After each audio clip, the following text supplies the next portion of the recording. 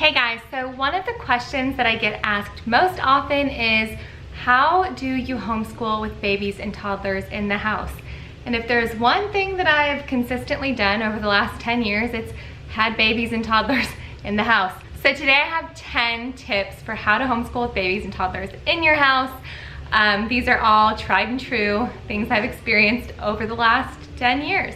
So let's get started. So number one, don't waste the pockets of time that you're given. I know that during a nap time or when your toddler is happy with a snack or when you're nursing, you just want to sit down and chill out. But those 10, 15-minute pockets of time are really great opportunities to get a math lesson done, to get a reading lesson done, to spend some one-on-one time instructing your older kids, to do a read aloud. I did a lot of read alouds when I was nursing because that was all I could do during that time. So don't waste those pockets of time, as tempting as it is to sit down. If you can muster up the energy, use those 10 and 15-minute little pockets of time wisely for your homeschool. Number two, have your older kids practice their skills with their younger siblings. So have them practice their reading when they have some read alouds to work on. Have them practice their math with those little puffs, those little Gerber puffs. Have them work on puzzles or shape sorting and things like that with those younger siblings. Those are things that are enjoyable to them. I can remember being 10, 11, 12 years old and enjoy playing with babies. And I think sometimes we worry that we're putting too much responsibility on our older kids, like we're having them babysit, but things like that are engaging and fun for both siblings. So it's a healthy opportunity for our older children to be with their younger siblings, and also it's helpful for you because you can then work one-on-one with another child. Number three, if you haven't tried Babywearing yet, now's a really great time. I kind of joked that with Eli, he's our third, I had to wear him in the ergo all day long because it was like the only time I got with him. It was like the only intentional time I had with him because at the time we had, you know, a 5 and a 3-year-old, and I was trying to do kindergarten with our 5-year-old, and I needed to have him in that ergo all the time. And it was like the only direct contact that I was getting with him consistently. So if you have not tried Babywearing yet, see if you can borrow one of your friends' ergos or wraps, or try to find the right thing that works for you guys. I promise it's not as difficult as it seems. It's not as hard as it looks sometimes when you find the right fit. So number three, try Babywearing. Number four, fill their little tanks first before you spend time with your older kids. Your older kids are able to get up, brush their teeth, eat their breakfast, but if you spend some time with those younger ones, the babies and the toddlers, and you spend some one-on-one intentional time with them, they're less likely to be as needy during the morning of your homeschool day if they've already had a little bit of one-on-one time, and you're less likely to feel guilty giving them activities and kind of keeping them away. So Eli, when he was 2 and 3 years old, I really discovered that he just loved to help me make breakfast. He loved to help me scramble eggs, or you know, beat the eggs. He loved to help me wipe the counters. He loved to help me put things on plates. So then that just kind of became our little thing together, and it was super sweet. It was a time that I cherish, and it definitely filled his little tank up before I would start the day, you know, with giving him distractions and things along those lines. It was healthy for the both of us to have that time together. Number five, intentional time.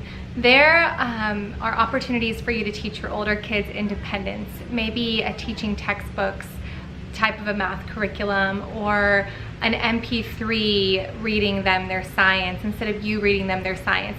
Teach them to be able to complete lessons in that way so that you can use that time to be intentional with your younger students, or with your younger kids, not students. Your toddlers aren't students. You know, allow yourself the opportunity to sit down on the floor and do a puzzle with them, and to use that time wisely and give your older students something independent. Number six, sensory bins, Play-Doh, those little water beads, all of those things are really helpful to have around your house. I actually keep these little ice cream cups, you know, the little like Bluebell individual ice cream cups. I wash them out and fill them up with homemade Play-Doh. I put essential oils in them. Those are really nice to have on hand. If your kids are still eating it, it's okay if you make it yourself. You can control the ingredients there.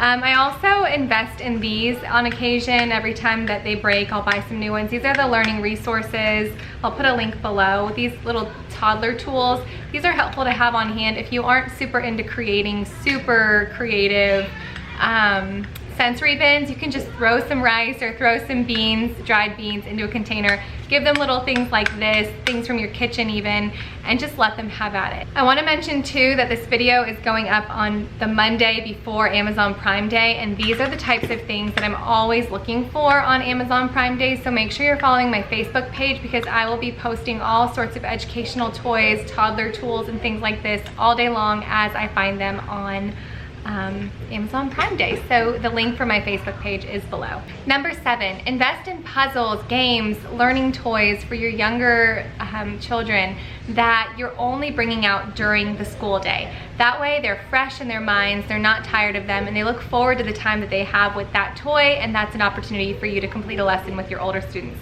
So for example, Annabeth loves this little punch and drop toy.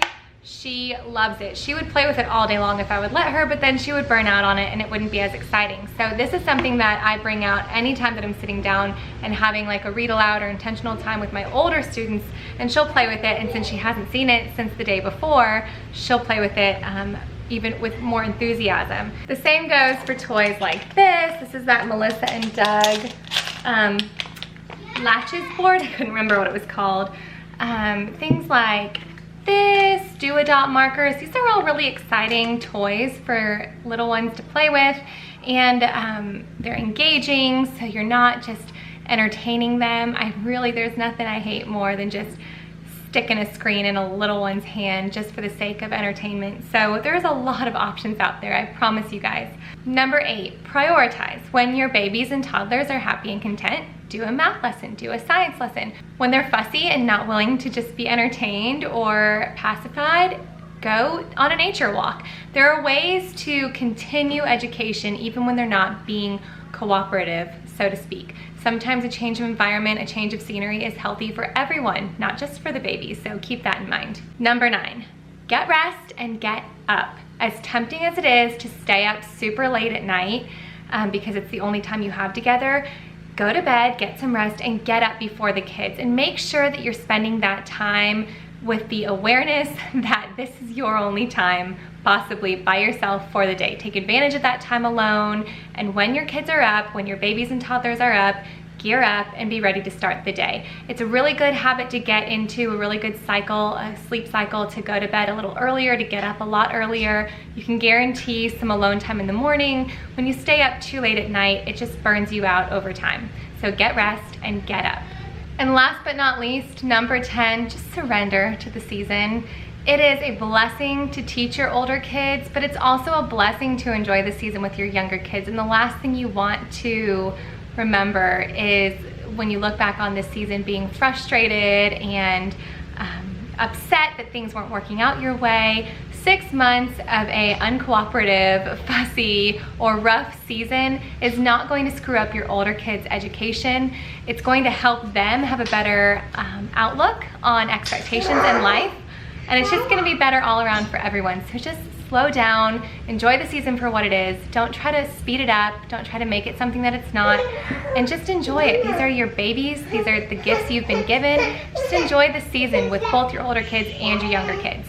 So with that being said, leave me as many tips in the comments below, as many tips as you can think of for any moms who are struggling with how to homeschool with babies or toddlers in their house. Leave them in the comments below, and I am going to send you off to today's giveaway. Okay, you guys, today's giveaway is a $50 store gift card from Explern Toys. This company sells early learning wooden toys, and we found them at our local homeschooling convention. My kids could not be more in love with some of the toys and puzzles that they have available on their website. So make sure you go over and check out their website to see all of the different puzzles and games and learning toys they have available. These are great, especially if you have younger kids and you want some activities to have in the schoolroom for them. A couple of the things that we have are not available on the website right now just because of popularity, so make sure that you keep checking back. They're also offering a 50% discount for my subscribers, so the info for that is in the description box below.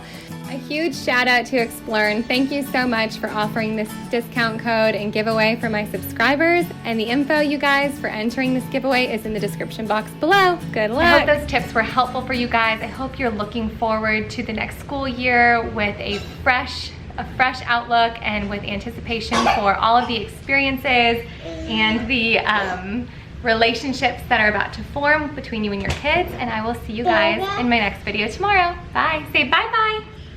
You say bye-bye? Who's that? Say bye-bye.